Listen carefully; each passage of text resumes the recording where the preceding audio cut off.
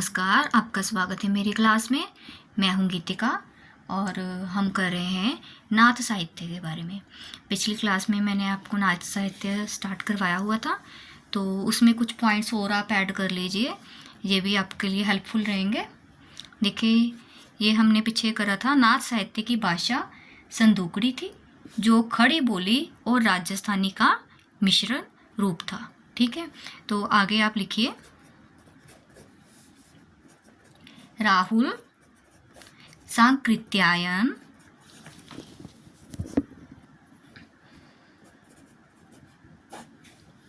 जी ने नाथ पंथ को सिद्धों की परंपरा का ही विकसित रूप माना है।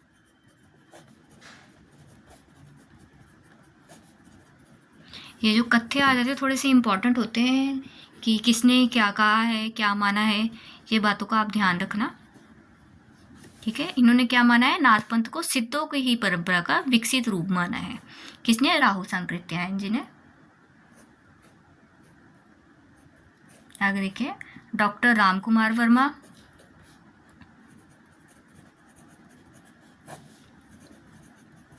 ने नाथ पंथ का चरमोत्कर्ष काल 12वीं से 14वीं शती के अंत तक माना है। ठीक है, चरमोत्कर्ष काल कब तक माना है रामकुमार वर्मा ने? 12वीं से 14वीं शती तक।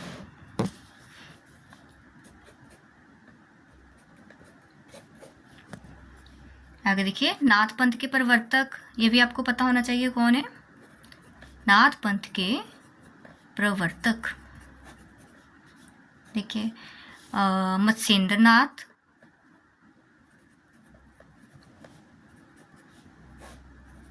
ठीक है, एक मत्स्येंद्र नाथ और गोरखनाथ।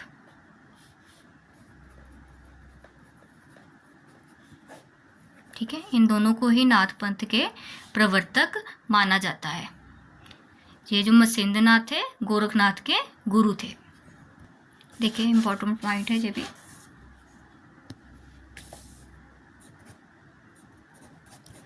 देखिए, आचार्य हजारी प्रसाद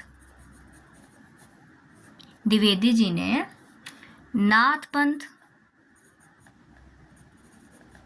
या नाथ संप्रदाय कह लीजिए, एक ही बात है, नाथ पंथ या नाथ संप्रदाय को क्या क्या कहा है। देखिए, एक तो इन्होंने कहा है सिद्ध मत। ठीक है, ये पूछ लेते हैं कि आचार्य हजारी प्रसाद द्विवेदी जी ने नाथ पंथ को क्या कहा है। इनमें से कुछ भी आए तो वहां पर टिक कर देना। सिद्ध मार्ग, सिद्ध मत और सिद्ध मार्ग। ठीक है, जैसा कि आपको पहले राहुल सांकृत्यायन जी ने भी क्या कहा था, सिद्धों की परंपरा का ही विकसित रूप है। तो हजारी प्रसाद द्विवेदी जी ने नाथ पंथ को ये नाम दिए है, सिद्ध मत और सिद्ध मार्ग। और देखिए, योग मार्ग, योग संप्रदाय, इतने नामों से हजारी प्रसाद द्विवेदी जी ने नाथ पंथ को पुकारा है। अवधूत मत, ये मैनी इंपॉर्टेंट रहेगा। अवधूत मत कई बार पूछा गया है। अवधूत मत किसने कहा है नाथ पंथ को? हजारी प्रसाद द्विवेदी जी ने। एवं अवधूत संप्रदाय,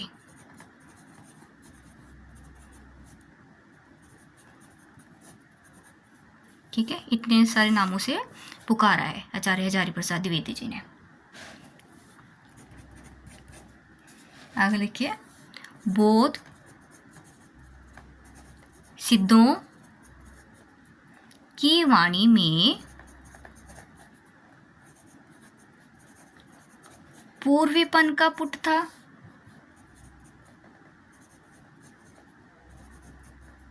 तो शैव नाथों की वाणी में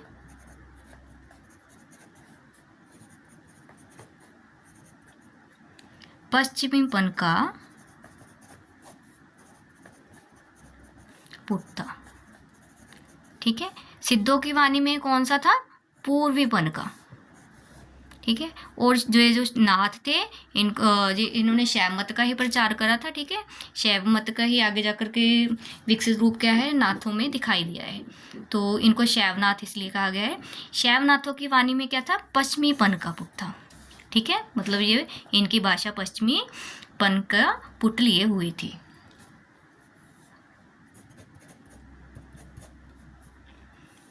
देखिए, हजारी प्रसाद द्विवेदी, इम्पोर्टेंट कथन है ये भी इनका, जो इन्होंने नाथों के लिए कहा है। इस मार्ग की सबसे बड़ी कमजोरी इनका रूखापन और गृहस्थ के प्रति अनादर भाव है। ठीक है, यह हजारी प्रसाद द्विवेदी जी ने नाथ संप्रदाय के लिए क्या कहा है कि इस मार्ग की सबसे बड़ी कमजोरी क्या थी? इनका रूखापन और गृहस्थ के प्रति अनादर भाव। जैसा कि आपको पता ही है कि ये नारी को अच्छा नहीं समझते थे और इसलिए इन्होंने गृहस्थ के प्रति अनादर भाव दिखाया है। ये जो मैं हिंदी साहित्य का काम करवा रही हूँ, ये आपको कहीं पर भी इकट्ठा नहीं मिलेगा। ये मैंने बड़ी जगह से छांट कर इनको इकट्ठा किया हुआ है। ये आपके लिए इम्पॉर्टेंट बातें रहेंगी, सब इम्पॉर्टेंट चीज़ें हैं। आप साथ में कोई बुक वगैरह भी अपने साथ रखें जिसको रीड करें, और साथ में ये जो इम्पोर्टेंट मैं चीज़ें बता रही हूँ उनको साथ में आप ऐड करते जाएँ। इससे आपके लिए बहुत ईजी रहेगा कि आप एग्ज़ाम को क्रैक कर पाएंगे। अब लिखिए हमारा अगला टॉपिक, नाथ साहित्य का रचना काल। नाथ साहित्य का रचना काल। देखिए, अधिकांश रचनाएं गुरु गोरखनाथ जी के द्वारा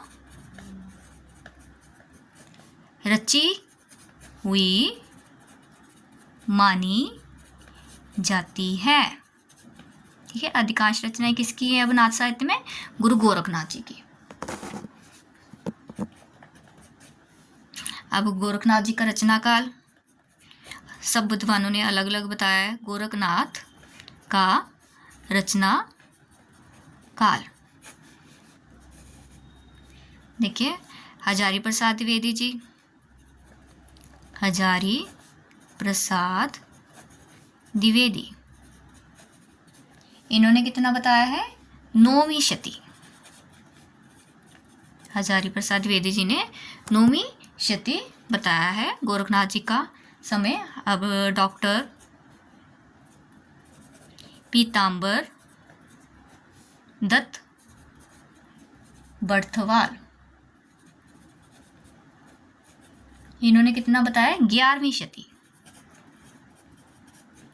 पीताम्बर दत्त बर्थवाल का भी इम्पोर्टेंट रहेगा क्योंकि इन्होंने गोरखनाथ जी की वाणियों का संपादन किया है। इनके जो लिखे थे ग्रंथ उनका संपादन पीताम्बर दत्त बर्थवाल जी ने किया है, तो इसको भी ध्यान में रखिए कि उन्होंने कब बताया गोरखनाथ जी का समय? 11वीं शती। रामकुमार वर्मा,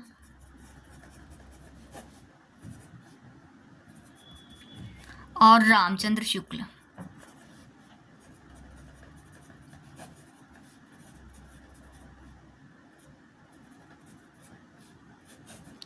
इन दोनों ने ही 13वीं शती माना है। ठीक है, र से रामकुमार और र से रामचंद्र शुक्ल, 13वीं शती। एक 9वीं, 11वीं और 13वीं। ठीक है, आगे देखिए,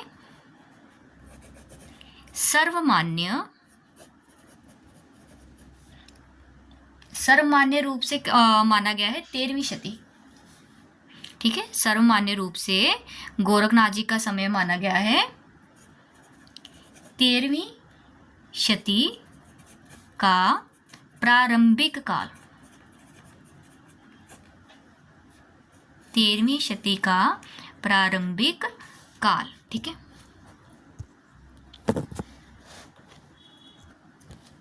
देखिए आगे लिखिए, थर्ड पॉइंट, गोरखनाथ ने अपने ग्रंथों का प्रचार देश के पश्चिमी भागों, विशेषकर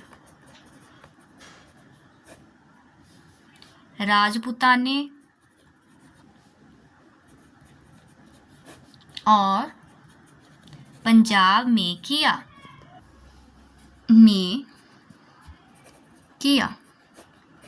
देखिए, अभी मैंने पीछे आपको पॉइंट करवाया था कि सिद्धों की वाणी में पूर्वीपन का पुट था और शैवनाथों की वाणी में पश्चिमीपन का पुट था। देखिए यहाँ से देख लीजिए, अब गोरखनाथ जी ने अपने ग्रंथों का प्रचार कहाँ किया था? पश्चिमी भागों में, इसलिए उनकी वाणी में पश्चिमीपन का पुट था। ठीक है, नाथों की वाणी में पश्चिमीपन का पुट क्यों था?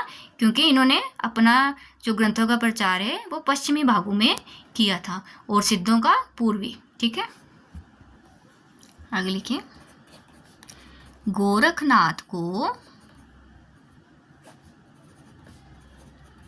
नाथ साहित्य का आरंभकर्ता माना जाता है।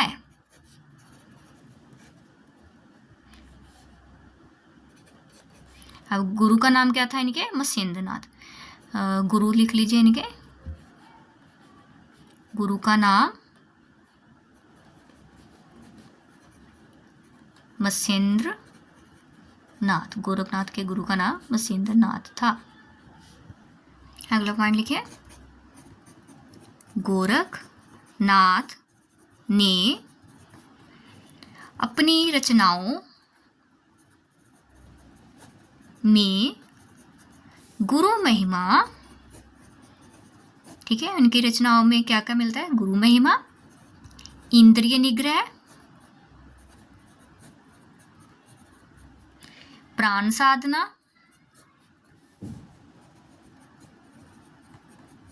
मनः साधना, कुंडलिनी जागरण,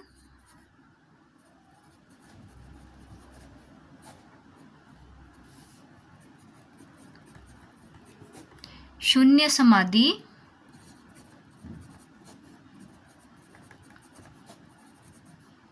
आदि का वर्णन किया है। ठीक है, इससे आपको पता चल जाएगा गोरखनाथ के साहित्य में क्या क्या है।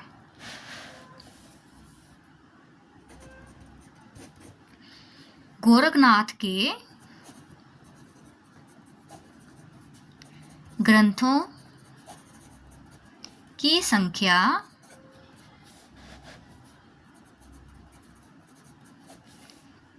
40 मानी जाती है।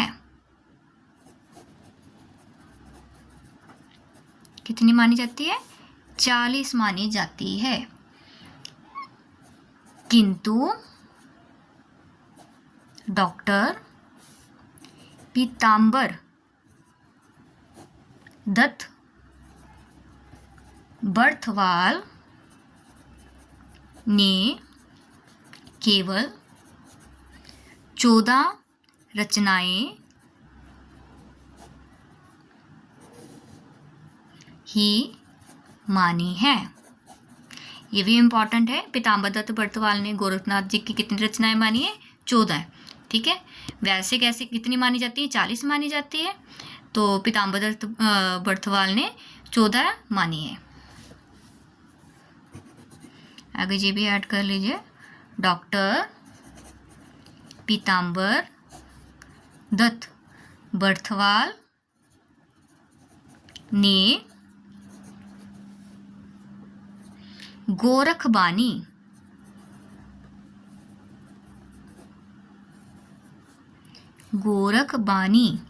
नाम से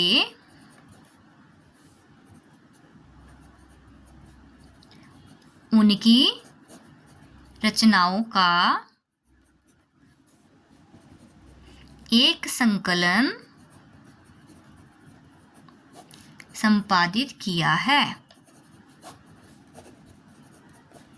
ठीक है, किस नाम से? गोरखबानी। ये नाम भी याद रखिए। पीताम्बर दत्त बर्थवाल ने गोरखनाथ की रचनाओं को गोरखबानी नाम के संकलन से संपादित किया है। देखिए कुछ रचनाएं देख लीजिए आप, प्रामाणिक रचनाएं जो मानी हुई हैं पीताम्बर दत्त बर्थवाल ने, ज़्यादा 14 की 14 है, तो आप देखिए थोड़ी बहुत लिख लीजिए। प्राण संकली, ठीक है। आत्मबोध, ये आत्मबोध बड़ी इंपॉर्टेंट रहेगी। आत्मबोध किसकी रचना है? गोरखनाथ जी की। ये क्वेश्चन आ चुका है एग्जाम्स में, ठीक है। ये आगे देखिए, गो रक्ष शतक, ये इनकी संस्कृत की रचना है। गोरख शतक संस्कृत ग्रंथ है गोरखनाथ जी का, ठीक है, संस्कृत ग्रंथ। प्राण संकली, आत्मबोध। इसके अलावा इनकी रचनाएं जैसे शब्दी, पद, शिष्यादर्शन, इंद्रिय निग्रह, मच्छिंद्र, गोरखबोध, ऐसी इनकी रचनाएं हैं जो आप चाहे तो लिख सकते हैं साथ में, बट ये आत्मबोध वगैरह आप इम्पोर्टेंट रहेगी मेरे हिसाब से, और प्राण संकली ऐड कर लीजिए। आगे लिखिए, गोरखनाथ की रचनाओं का आगे के संत काव्य पर भी प्रभाव पड़ा। ठीक है, इनके काव्य का नेचुरली है कि आगे जाके संत काव्य पर भी प्रभाव पड़ना ही था। इन्होंने एक कड़ी का काम किया है नाथ साहित्य ने, पहले भी हम पढ़ चुके हैं। सिद्धपंथ और संत मत के बीच कड़ी का काम किसने करा है? नाथ साहित्य ने। ये जो जैसे गोरख जी का शून्य इन्होंने माना है परमात्मा को, तो आगे जाके जो संत मत में भी पाया जाता है कि उन्होंने ईश्वर में को शून्य रूप में माना है। ये भी इससे ही हम देख सकते हैं कि इन्होंने प्रभाव ग्रहण किया हुआ है। नारी निंदा भी हम इसमें देख सकते हैं। ठीक है, ये सब आगे चलकर क्या है, संत काव्य में भी हमें देखने को मिलता है। आगे लिखिए, हजारी प्रसाद द्विवेदी ने इनके बारे में क्या कहा है? हजारी प्रसाद द्विवेदी, ये कथ्य इंपॉर्टेंट हो जाते होते हैं। गोरखनाथ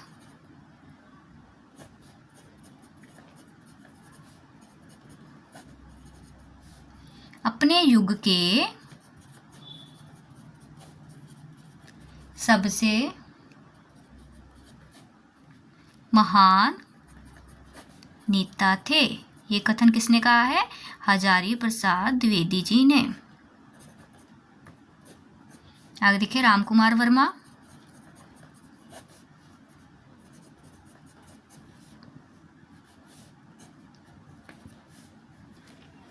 गोरखनाथ ने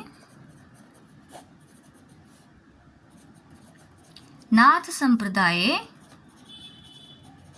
को जिस आंदोलन का रूप दिया है वह भारतीय मनोवृत्ति के सर्वथा अनुकूल सिद्ध हुआ है। ये किसका कथन है? रामकुमार वर्मा जी का। ठीक है, और इसके साथ ही आप मेरे शॉर्ट्स देखते रहें, आपकी रिवीजन अच्छे से हो जाएगी। मेरे चैनल को सब्सक्राइब जरूर कर लें, जिससे आपको वीडियो का नोटिफिकेशन मिलता रहेगा और आपकी सीक्वेंस से तैयारी होती रहेगी हिंदी साहित्य की। तो आज के लिए इतना ही, मिलते हैं अगली क्लास में।